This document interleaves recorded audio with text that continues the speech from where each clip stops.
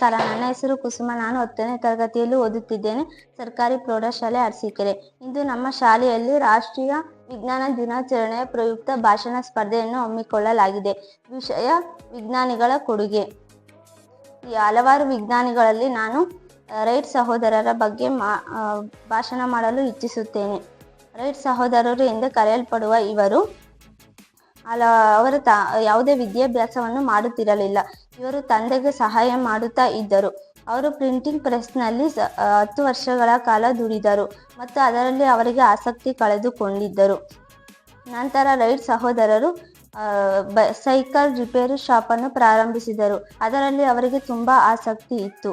ನಂತರ ಆ cycle repair ಶಾಪ್ನಲ್ಲಿ ಕೆಲಸ ಮಾಡುತ್ತಿದ್ದ ಇವರು ಆ ಚಟುವಟಿಕೆಯಲ್ಲಿ ಇದ್ದರೂ ಕೂಡ ಅವರಿಗೆ ಸೈಕಲ್ನಲ್ಲಿಯೇ ಹೊಸ ಬದಲಾವಣೆಗಳನ್ನು ತಂದರು. ನಂತರ ಈ ರೈಟ್ ಸಹೋದರರಿಗೆ ಒಂದು ಕನಸು ಇತ್ತು. ಅದು ಏನೆಂದರೆ ಗಾಳಿಯಲ್ಲಿ ಹಾರುವ ಒಂದು ಯಂತ್ರವನ್ನು ನಿರ್ಮಾಣ ಮಾಡಬೇಕೆಂಬ ಅವರಿಗೆ ಒಂದು ಕನಸು ಕಾಡುತ್ತಲೇ ಇತ್ತು. ಅದಕ್ಕಾಗಿ ಅವರು ಆ ಪ್ರಯೋಗವನ್ನು ಮಾಡಲು ಅವರು ಸಾಕಷ್ಟು ಪ್ರಯತ್ನಿಸಿದರು. ನಂತರ ಇವರು ಒಂದು ದಿನ ಆಕಾಶವನ್ನು ನೋಡುತ್ತಾರೆ. ಆ ಆಕಾಶದಲ್ಲಿ ಒಂದು ಪಕ್ಷಿಯು ಹಾರುತ್ತದೆ. ಅದನ್ನು ನೋಡಿದಾಗ ಅವರಿಗೆ ಒಂದು ಪ್ರಶ್ನೆ ಮೂಡುತ್ತದೆ.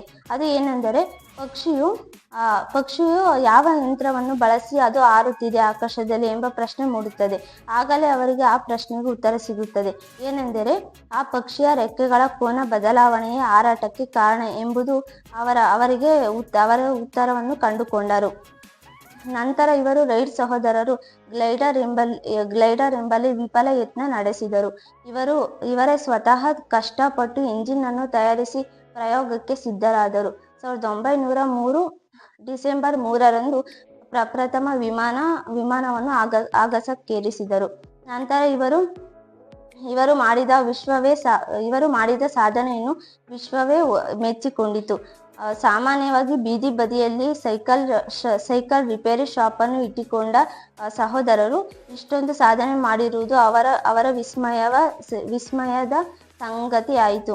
ಈ ರೈಟ್ ಸಹೋದರರಿಂದ ನಾವು ತಿಳಿದುಕೊಳ್ಳುವುದೇನೆಂದರೆ ಯಾವುದೇ ಸಾಧನೆ ಮಾಡಬೇಕೆಂದರೆ ಅದ ಯಾವುದೇ ಕೆಲಸ ಅಥವಾ ಸ್ಥಳ ಯಾವುದು ಮುಖ್ಯವಲ್ಲ ಎಂಬುದನ್ನು ತಿಳಿದುಕೊಳ್ಳಬಹುದು.